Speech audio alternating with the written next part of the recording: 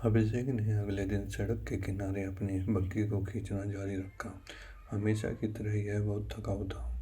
लगभग 2 घंटे के बाद अभिषेक ने देखा कि पहला व्यापारी के पास से जाता है। व्यापारियों ने खुद को पेश किया और उसके पीछे चल रहे गार्ड ने भी अभिषेक को एक छोटी बधाई दी। सौभाग्य से अगले कुछ घंटों के लिए कोई बड़ी घटना नहीं हुई और अभिषेक सुरक्षित रूप से दक्षिणी जंगल में आ गया। जैसा कि अभिषेक ने शहर के फाटकों को देखा, उसने अपने माथे से पसीना पोंछ लिया और अभिषेक जल्द से रुक गया क्योंकि उसने अपनी कार्रवाई पर ध्यान दिया। पसीना। अभिषेक ने सोचा कि वह अपनी बाएं हाथ को देखता है। मुझे कुछ समय हो गया है क्योंकि मुझे वास्तव में थकान का सामना करना पड़ रहा है। मौसम हमेशा इतना ठंडा होता है कि मुझे पसीना नहीं आता है। अभिषेक ने अपनी दाहिनी जेब से बाहर निकाला और मौसम को महसूस किया। यह गर्म हो रहा है, अभिषेक ने सोचा। इससे भी अधिक यह मेरे कोट के नीचे बहुत गर्म लगता है। ऐसा लगता है कि बर्फीला जोन छोड़ने के करीब हूँ। अभिषेक ने दक्षिण जंगल की ओर बग्घी को खींचना जारी रखा। शहर वास्तव में विशेष नहीं। भारी बर्फबारी के बाद, जब बर्फ पिघलने के बाद यह एक शहर की तरह था मगर यह मेला और गंदा लग रहा था। जब अभिषेक उत्तर के द्वार पर आया तो गार्ड ने उसे रोक लिया और आइस लकड़ी से अपने ढेर के माध्यम से देखा। लगभग 5 मिनट लगे और उसकी जांच बहुत अच्छी थी। आप दक्षिण जंगल में प्रवेश क्यों करना चाहते हैं? गार्ड कप्तान ने पूछा।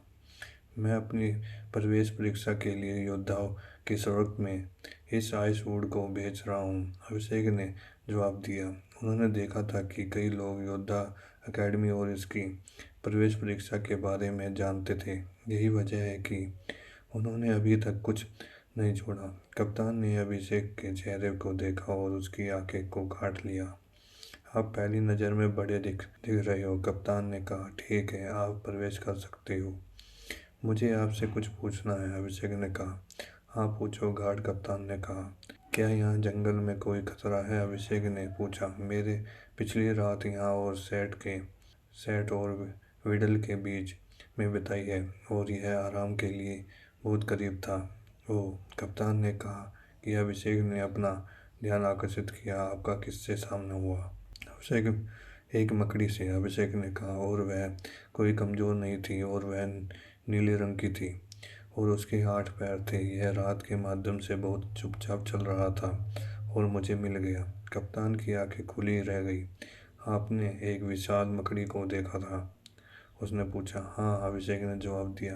कप्तान ने नीचे की ओर थूका। बेशक यह एक विशाल मकड़ी है। हम कुछ समय के लिए रात में गायब होने वाले को खोज रहे हैं, लेकिन किसी ने कुछ भी नहीं देखा और जो भी जंगल में जाता है वो केवल कुछ भी सामना किए बिना वापस आ जाता था या नहीं आ पाते थे। मुझे लगता है कि हमने कुछ महीने तो पहले उस मकड़ी को मार दिया है, लेकिन जाहिर है हम कुछ युवा से चूक गए, कप्तान ने कहा। इसके लिए धन्यवाद, आपने हमारी बहुत मदद करी है। कोई बात नहीं, अभिषेक ने कहा। आपने कहा कि आप योद्धा अकेडमी में शामिल होने जा रहे हैं, है ना? क्या आप बर्फीले जंगल के शिकारी में भाग लेने के लिए इच्छुक हैं? आप बहुत मजबूत हैं और हमें आपके जैसे किसी व्यक्ति की आवश्यकता हो सकती है, कप्तान ने कहा। बेशक आपका भी भुगतान किया जाएगा। अभिषेक थोड़ा हैरान हुआ, लेकिन उसने तुरंत अपना सिर हिला दिया। क्षमा करें, मैं आत्मघाती नहीं हूँ। अगर वह चीज़ पहले दायरे में होती तो मैं आपका साथ दे सकता था, लेकिन यह बहुत मजबूत है। सुनो, आप जिंदा रहोगे, मैं गारंटी देता हूँ, कप्तान ने कहा। हम आमतौर पर बर्फीले जंगल में जानवरों से निपटने के लिए जंगल दायरे में कई योद्धा भेजते हैं। यह नहीं है कि हम इसे प्राप्त करते हैं या यदि हम लड़ाई जीतते हैं, लेकिन कब? क्षमा करें, मुझे नहीं करना, अभिषेक ने जवाब दिया। मैं लंबे समय से जंगल में रहा हूँ और मैं अभी भी अन्य मनुष्य के आसपास बहुत अच्छा नहीं हूँ। मेरे जीवन को दूसरों के हाथों में रखने का विचार कुछ ऐसा है जिससे मैं नहीं करना चाहता हूँ। कुछ सेकंड की चुप्पी के बाद कप्तान ने केवल बाहें भरी। ठीक है, यह तुम्हारा निर्णय है। विशाल मकड़ी के बारे में हमें बताने के लिए एक इनाम के रूप में आपको अपनी भविष्य की यात्रा के लिए कुछ जानकारी दूंगा। धन्यवाद, अभिषेक ने कहा। दक्षिण पूर्व गेट से निकलने के बाद आपको अगले शहर तक पहुंचने के लिए लगभग 2 दिनों की यात्रा करनी होगी। दोनों क्षेत्रों में पास होने के कारण शहर को बर्फीला तूफान कहा जाता है। विडाइर के किनारे के रास्ते पर आपको वास्तव में किसी भी शक्तिशाली जानवर से सावधान रहने की जरूरत नहीं है। अभिषेक एलिमेंट मन वातावरण में कमजोर है और जानवर को यह पसंद नहीं है। कप्तान ने समझाया, आप कम से कम कुछ शुरुआती या मध्य श्रेणी स्टेज जानवरों को देखेंगे और उन्हें आपके लिए कोई समस्या नहीं होनी चाहिए।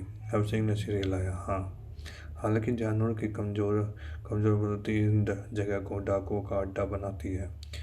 यहाँ और बर्फीला तूफान के किनारे के बीच कहीं एक शिविर स्थित है, लेकिन हम अभी तक शिविर नहीं खोज पाए हैं।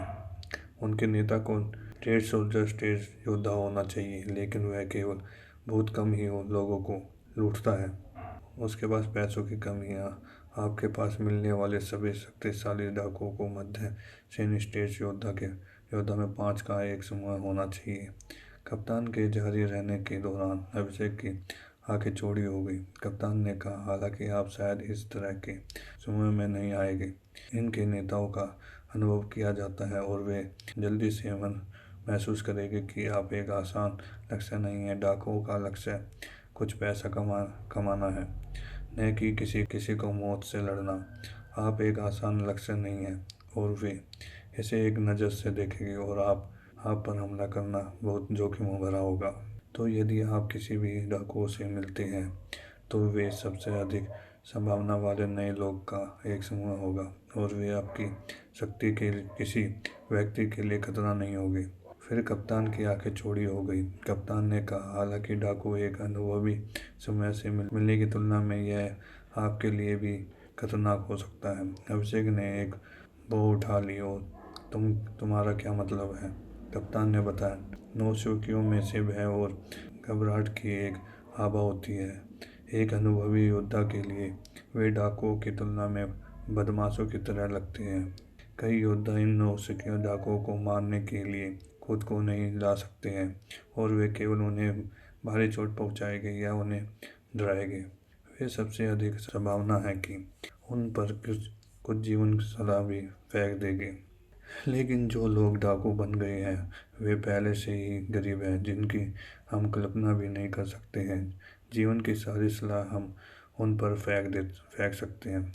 बेकार है। वे जीवन की सलाह को स्वीकार नहीं करेंगे जो कोई भी उन्हें देता है, लेकिन कुछ व्यक्ति पर गुस्सा करेंगे। नए शौक के बारे में अपने को सूचित करेंगे और आप अधिक शक्तिशाली डाकू के साथ मिलेंगे। इससे भी अधिक वे अभी आपकी शक्ति के बारे में जानते हैं और वो जो समय आपसे मिलेंगे उन्हें कई मध्य श्रेणी स्टेज योद्धा शामिल होंगे। कप्तान की आंखें अभिषेक को देखता रहा। कप्तान ने गंभीरता के साथ कहा कि यदि आप किसी भी डाकू से मिलते हैं जो आप उन्हें भागने की अनुमति नहीं दे सकते। अगर कोई तुम्हें लूटने की कोशिश करता है तो तुम्हें उन्हें मारना होगा, अन्यथा आप अपने जीवन के साथ खेल रहे हैं।